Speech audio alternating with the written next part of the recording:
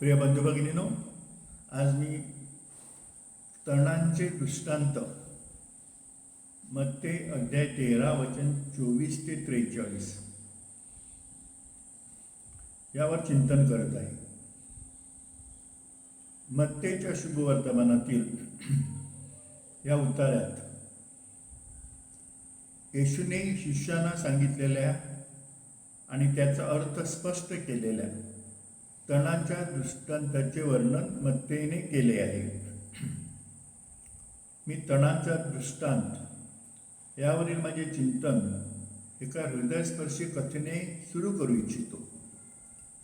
ही कथा अशा लोकांच्या गटाची आहे ज्यापैकी काहींना एका विशिष्ट दिवशी समुद्रकिनाऱ्यावरून सुंदर सूर्योदय पाहण्याची संधी मिळाली नाही.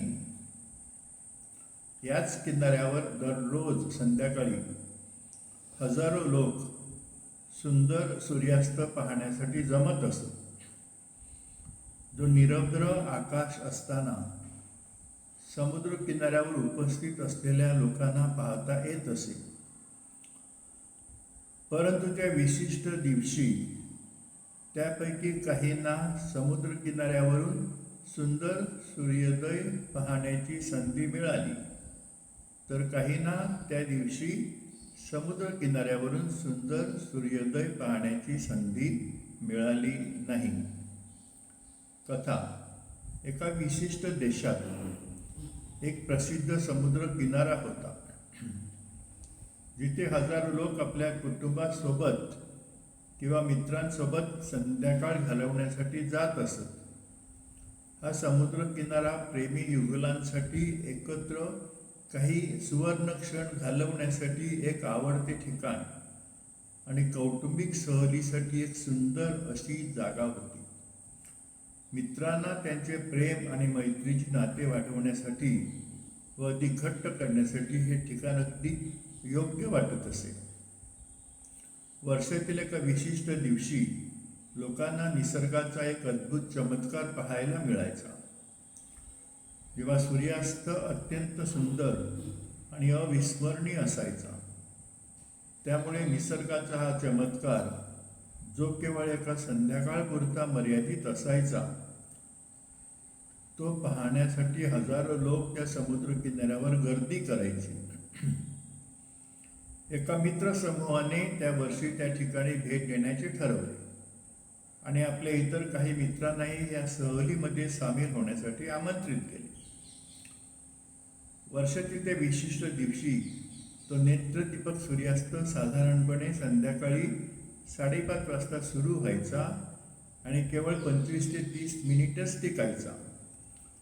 जे लोक वेळेमध्ये समुद्रकिनाऱ्यावर पोहोचू शकत असत त्यांना सूर्यास्ताचे ते स्वर्गीय दृश्य अनुभवता येईल.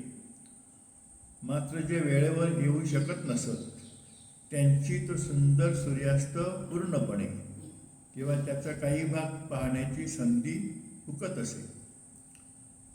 त्या समूहातील काही मित्र हा सुंदर सूर्यास्त पाहण्यासाठी वेळेवर पोहोचले आणि त्यांना त्या दिवशीच्या नेत्रदीपक सूर्यास्ताचा मनमुराद आनंद घेता आला.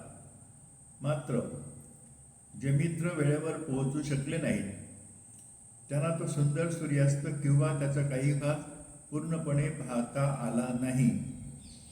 संदेश: या कथेचा संदेश असा आहे की जेव्हा आपण आपली कर्तव्ये किंवा परमेश्वराने अथवा इतरांनी आपल्यावर सोपवलेली कामे कार्यक्षमतेने पार पाडतो तेव्हा आपल्याला बक्षीस मिळते.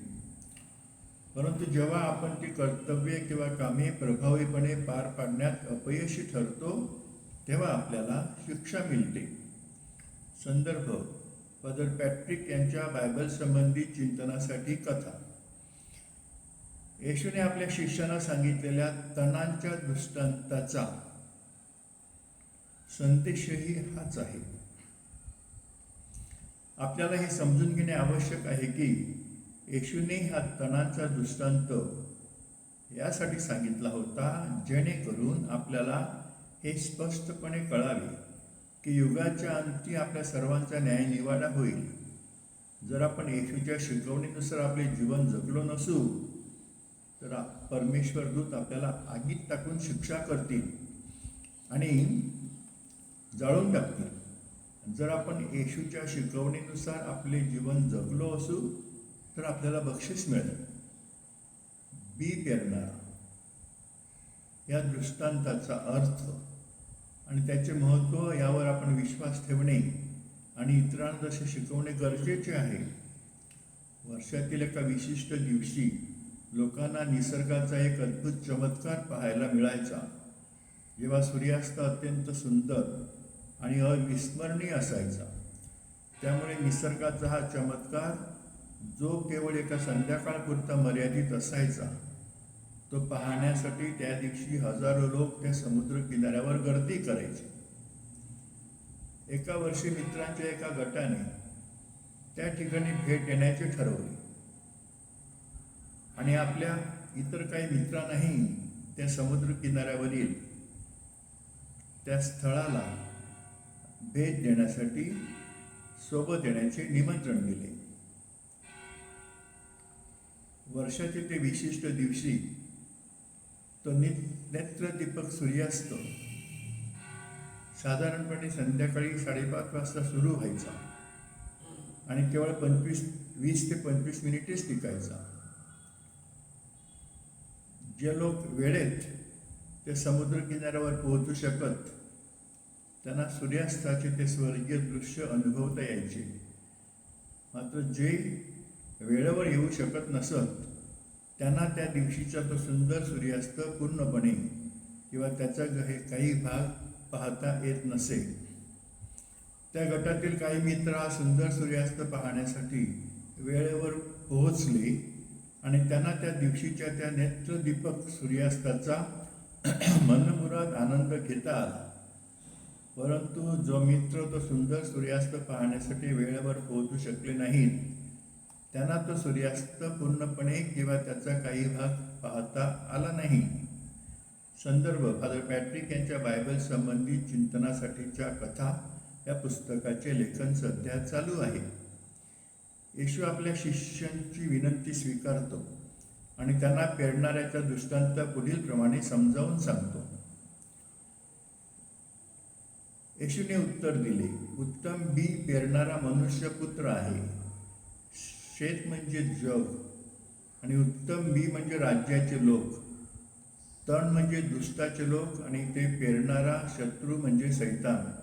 कापणी म्हणजे युगाचा शेवट आणि कापणी करणारे परमेश्वर दूते आहेत. जसे तण उपटून अग्नीत जाळले जाते तसेच युगाच्या शेवटी होईल. मनुष्याचा पुत्र त्याची परमेश्वर दूते पाठविल आणि ते त्याच्या राज्यातून पापास कारणीभूत ठरणारी प्रत्येक गोष्ट व सर्व दुष्ट कर्मे काढून टाकतील. ते त्यांना धगधगत्या भट्टीत टाकतील जिथे रडणे व दातखाणे चालेल. मग नीतिमान लोक आपल्या पित्याच्या राज्यात सूर्याप्रमाणे चमकतील. मत्ते 13:37-43. येशू आपल्या शिष्यांना पेरणाऱ्याचा हा दृष्टांत समजावून सांगतो. पेरणाऱ्याचा दृष्टांत शिकवतो की 1. ज्याने चांगले बी पेरले तो मनुष्यपुत्र आहे. 2. शेत म्हणजे जग. 3. चांगले बी म्हणजे राज्याचे लोक. 4. तण म्हणजे दुष्टाचे लोक. 5. जो शत्रू ते पेरतो तो सैतान आहे. 6. कापणी म्हणजे युगाचा शेवट आहे. आणि 7. कापणी करणारी परमेश्वर दूते आहेत. ज्याला कान आहेत त्याने ऐकावे. येशू आपल्या शिष्यांना परमेश्वराचे वचन ऐकायला शिकवतो. तो त्यांना परमेश्वराच्या वचनाविषयी उपदेश करत होता. थोडक्यात येशू पेरणाऱ्याच्या या दृष्टांताद्वारे आपल्याला हे शिकवत आहे की जर आपण पेरणारे आहोत तर आपण चांगले बी म्हणजेच परमेश्वराचे वचन पेरले पाहिजे. आपल्याला आपल्या शेतात म्हणजेच परमेश्वराच्या राज्याच्या लोकांच्या अंतःकरणात चांगले बी म्हणजे परमेश्वराचे वचन पेरायचे आहे. जर आपणच ते बी असू तर आपण चांगले बी बनले पाहिजे. याचा अर्थ असा की आपण परमेश्वराच्या राज्याचे लोक बनले पाहिजे. पेरणाऱ्याच्या दृष्टांताद्वारे येशूने आपल्याला दिलेली ही शिकवण आपण आपल्या जीवनात आणण्याचा प्रयत्न करूया आणि इतरांनाही तसेच करण्यास शिकवूया. प्रिय बंधू भगिनीनो, माझे व्हिडिओ पाहिल्याबद्दल आणि माझे विचार प्रेमाने ऐकल्याबद्दल मनापासून धन्यवाद. तुमच्या प्रतिक्रिया व सूचना मला जरूर कळवा. कृपया 7030447934 या व्हॉट्सअप क्रमांकावर मला लिहा किंवा कॉल करा.